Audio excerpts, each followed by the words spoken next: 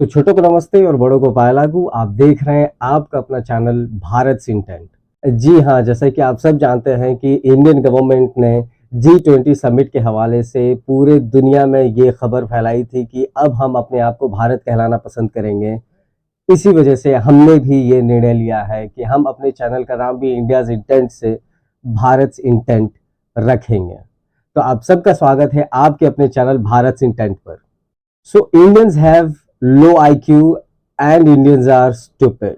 जी हाँ, जैसे कि आपको ये सुनने में बहुत ही एब्सर्ड लग रहा होगा, बिल्कुल वैसा ही एक बेतुका सा बयान आया है यूक्रेन की तरफ से। तो मंगलवार को यूक्रेन के एक पॉलिटिशियन और जो कि वहां के president stand up comedian Zelensky के एडवाइजर भी हैं, Mykhailo Podolyak, Indians and Chinese have low intellectual potential.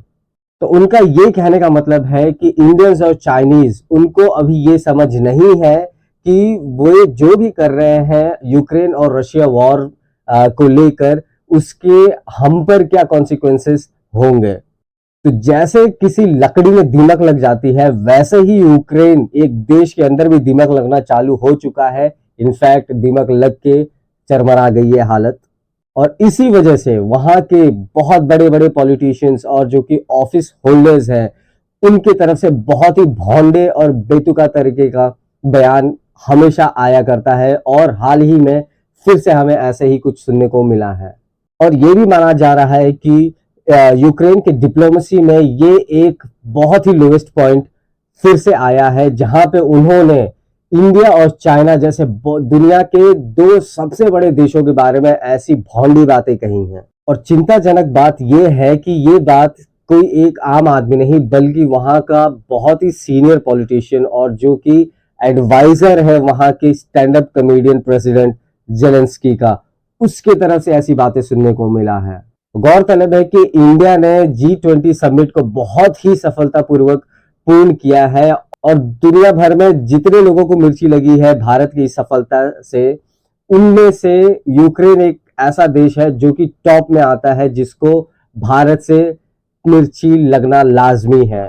तो इन भाई साहब ने, जैसे मैंने बताया, बहुत ही भौंडी बातें कही हैं, बिल्कुल वैसे ही जैसे इनका पूरा देश भौंडी सोच रखता है, खास करके हमारे देश के प्रति। और मैं बस ऐसे ही बायस्ड होकर नहीं यूक्रेन को भौंडा देश बोल रहा हूं। तो भारत ने जैसे G20 समिट को सफलतापूर्वक समाप्त किया और इनकी तरफ से कोई भी स्टेटमेंट नहीं आया है जो कि रशिया के खिलाफ हो, तो लाजमी है कि यूक्रेन का दिमाग खराब होना था और उनकी तरफ से ये हरकत आनी ही आनी थी किसी ना किसी दिन। और वैसे भी यूक्रेन की ये बीमारी काफी पुरानी है। तो आप सबको जैसे याद होगा कि यूक्रेन के डिफेंस मिनिस्ट्री ने 30 अप्रैल को एक ऐसा ही पिक्चर अपलोड किया था, खास करके हमारे भगवान माँ काली को लेकर, जो कि बहुत ही निचले दर्जे का था, जिनमें उन्होंने हमारे धर्म को नीचे दिखाने की कोशिश करी थी और मजाक बनाने का बिल्कुल प्रयास किया था। पर नेटिजन्स और इंटरनेट यूजर्स ने उनको बहुत अच्छा सबक सिखाया था, बहुत अच्छे अच्छे शब्दों का इस्तेमाल करके, और उसकी वजह से वहां के डिफेंस मिनिस्ट्री को माफी मांगनी पड़ी थी और उस भौंडी पिक्चर को टेक डाउन भी करना पड़ा था। तो ये जो बीमारी है इनकी, ये बहुत पुरानी है।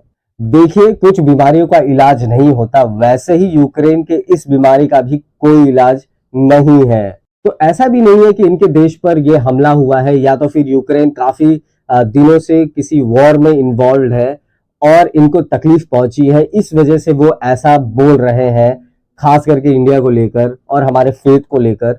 और ये भी नहीं कि इंडिया इनका सपोर्ट नहीं कर रहा है, इस वजह से ये ऐसी भौंडी काम कर रहे हैं। तो 1991 में जब से सोवियत यूनियन कोलैप्स हुआ और यूक्रेन को आजादी मिली, और पिछले 2 सालों से यूक्रेन रशिया से वॉर लड़ रहा है, और कई बार कई देशों के कोशिश के बावजूद भी यूक्रेन ने पीस टॉक्स को सिरे से नकार दिया है। उन्होंने रिजेक्ट कर दिया है किसी भी तरीके के पीस टॉक्स को। इवन बीच में पुतिन भी एग्री हो गए थे कि हम पीस टॉक्स के लिए रेडी है, चलिए हम बैठ के बात करते हैं। पर यूक्रेन के कमेडियन राष्ट्रपति जेलेंस्की ने पीस टॉक्स को बिल्कुल रिजेक्ट कर दिया और अपने 1000 से भी ज्यादा मासूम लोगों को मौत के घाट उतार चुका है। वो देश इंडिया को जियोपॉलिटिक्स और डिप्लोमेसी सिखाने की कोशिश कर रहा है। और यही नहीं बल्कि यूक्रेन के stand up comedian president Zelensky ने धमकी भी दी थी रिसेंटली वेस्ट को कि आप हमारे वॉर को फंड करते रहे और हमें वेपन्स प्रोवाइड करते रहे, वरना जो उनके देश में यूक्रेनियन रेफ्यूजीज हैं वो वहां पे वायलेंस या फिर वायलेंट हो जाएंगे। I mean can you even imagine कि ये धमकी दे रहे हैं वेस्ट को कि उनके देश में जो भी यूक्रेनियन रेफ्यूज लिए हुए हैं वो वायलेंस करेंगे। पर भारत ने अभी तक इन सब चीजों को लेके और खास करके यूक्रेन के भौंडी बातों को लेकर अभी तक कोई भी सीरियस रिएक्शन नहीं दिया है, जो कि अच्छी बात है।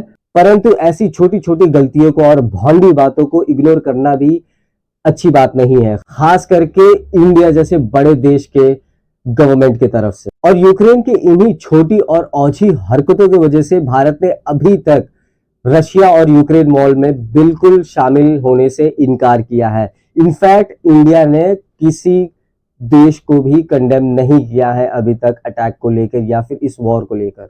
और यही बात है जो यूक्रेन को चुभे जा रही है और वो अपना आपा खोते रहता है हर समय। देखिए, एक आम भारतीय होने की वजह से मुझे बहुत ही भली भांति ज्ञात है कि आप यूक्रेनियंस हम इंडियंस को बिल्कुल पसंद नहीं करते। इनफैक्ट आप 2 कदम जाके हमारे फेथ से, हमारे धर्म से नफरत भी करते हैं। और इसी का फल है कि इंडिया ने आज तक आपको लिफ्ट नहीं कराया और ना ही करने देगा भविष्य में। तो असल में जो आपने कहा था कि they don't know the consequences of their actions, ये आप पे अप्लाई होता है। आपको बिल्कुल पता नहीं है कि आपने जो किया है भारत को हर्ट करके, भारतीयों को ठेस पहुंचाकर, उसके कॉन्सिक्वेंसेस क्या होंगे। उस हर एक रेसिस्ट यूक्रेनियन के लिए जिसको हमारे धर्म, हमारे फेथ, हमारे देश को लेके मजाक बनाने में मजा आता है, you will face the consequences of your actions. तो आपको क्या लगता है एक आम भारतीय होने के हिसाब से कि यूक्रेन या फिर ऐसे कोई भी भौंडा देश हमारे धर्म, हमारे देश को लेकर कभी भी कुछ भी कह सकता है और हमें कैसे जवाब देना चाहिए? यकीन करिए, आपकी आवाज, आपकी सोच, एक दिन हमारा देश बदलेगा, दुनिया बदलेगा। तो अपनी आवाज को उठाने का प्रयास करें और अपनी आवाज को यूक्रेनियंस के कानों तक जरूर पहुंचाएं। तो अगर आपको ये वीडियो पसंद आया हो तो इस वीडियो को जरूर लाइक करें और अपने चैनल को भारत इंटेंट को जरूर सब्सक्राइब करें। आप सभी का बहुत बहुत धन्यवाद।